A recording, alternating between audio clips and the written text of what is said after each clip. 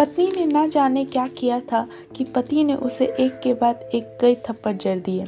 हमेशा हर सिचुएशनों को शांति से हैंडल करने वाली पत्नी भी इस बार इतनी अशांत हो गई कि उसने अपनी चप्पल ही निकालकर पति को और दे फेंकी।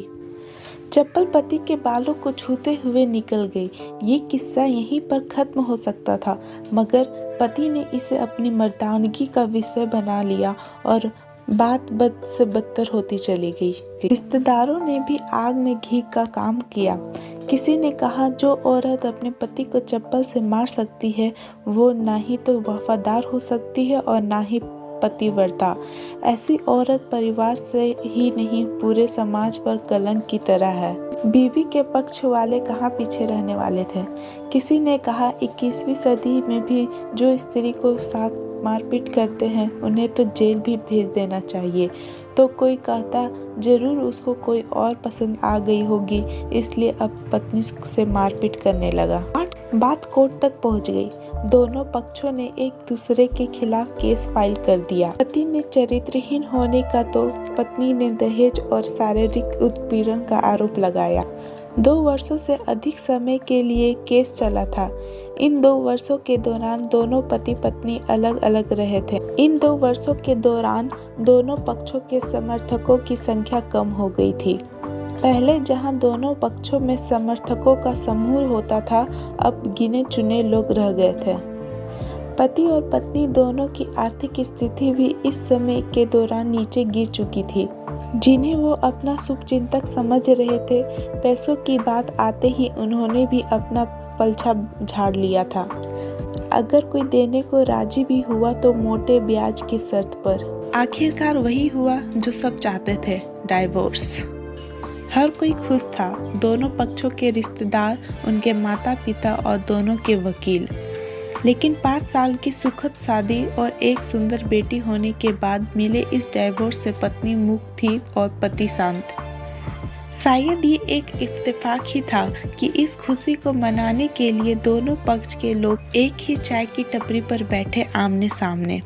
इत्तेफाक इसलिए क्योंकि ज़्यादातर लोग जो एक दूसरे के विरोध पक्ष को सपोर्ट कर रहे थे वे एक दूसरे को अच्छे से जानते भी नहीं थे। पति पत्नी भी इन सभी से दूर एक दूसरे के सामने मेज पर बैठे। पत्नी ने पति से कहा, अब तो खुश हो गए ना, तुम्हारे मन की जो हुई है मुबारक हो। तुम भी तो आज जीत गई हो, मुझसे तलाक तो तुम्हें भी मिल गया है। कॉन्ग्रेचुलेशन टू यू टू, पति ने कहा। तलाक को तुम जीत का प्रतीक समझते हो? पत्नी ने पूछा। पति चुप रहा।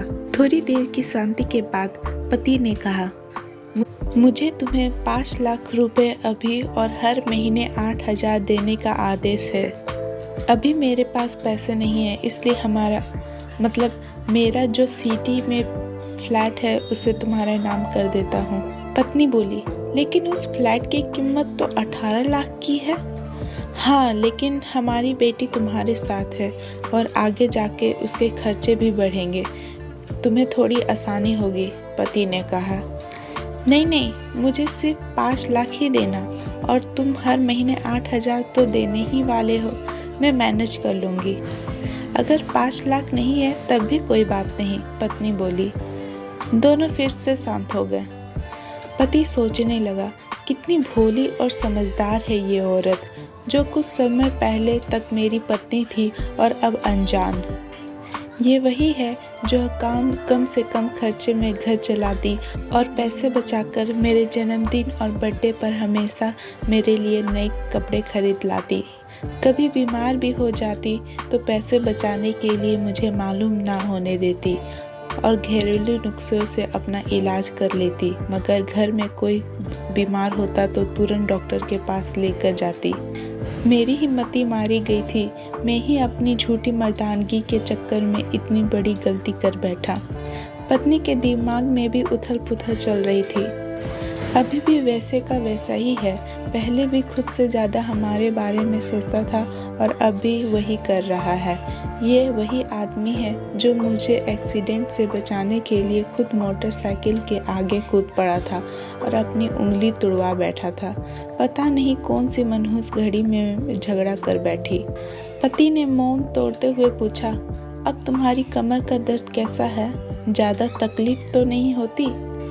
पत्नी हल्का सा मुस्कुराई और बोली, अभी भी होता है, अब तो पेट में भी क्रैम्प उठते हैं।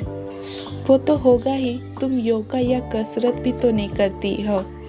अब किसी गायनेकोलॉजिस्ट को जरूर दिखा लेना, पति ने कहा। तुम बताओ, तुम्हारा स्टमक कैसा है अब? क्या अब भी दौरे पड़ते हैं? पत्नी ने पूछा। हाँ पड़ते हैं, पहले से ज़्यादा, क्योंकि अक्सर इनहेलर भूल जाया करता हूँ। याद दिलाने के लिए तुम जो नहीं हो अब, पति ने बोला। पत्नी की आंखों में आंसू आ गए और वो बोली, तुम्हें मेरे चरित्र पर सवाल नहीं उठाने चाहिए थे, तो ये परिस्थिति आती ही नहीं। हाँ मैं जानता हूँ, तुम बहुत अच्छी हो, मुझसे गलती हो गई है, बहुत बड़ी गलती। मैं लोगों के बहकावे में आ गया, पति बोला। तुमने भी तो मुझ पर दहेज का इल्जाम लगाया था, वो बोला। गलत था और इस बात का मुझे भी पछतावा हुआ, पत्नी ने कहा। पति कुछ कहना चाह रहा था लेकिन हिचकिचा रहा था। पत्नी ने पूछा, कुछ कहना चाहते हो? वो बोला, क्या सब पहले जैसा नहीं हो सकता? क्या मतलब? पत्नी बोली। मतलब कि हम फिर से पहले की तरह पति पत्नी बनकर, सच्चे दोस्त बनकर नहीं रह सकते, पति बोला। पर ये डाइवोर्स के पेपर दिखाते हुए पत्नी ने कहा। फाड़ देते हैं, पति ने अपने पास रखे डाइवोर्स के पेपर फाड़ते हुए कहा। पत्नी ने भी अपने पास रखे पेपर को फाड़ दिया। सभी हैरान थे, वकील, रिश्तेदार और माँ बाप। पति पत्नी दोनों एक दूसरे के हाथ में हाथ पकड़ के अपने घर की तरफ चले गए। दोस्तों, ये कहानी उन हर पति पत्नी के लिए बड़ी सीख है जो छोटी छोटी बातों पर लड़ते हैं और इन झगड़ों को बड़ा बना के अलग होने का डिसीजन लेते हैं। प्यार और झगड़ा तो एक सिक्के के दो पहलुओं की तरह है, दोनों को स्वीकार करना होगा, तभी ये पवित्र रिश्ता उसकी मंजिल तक पहुंच पाएगा।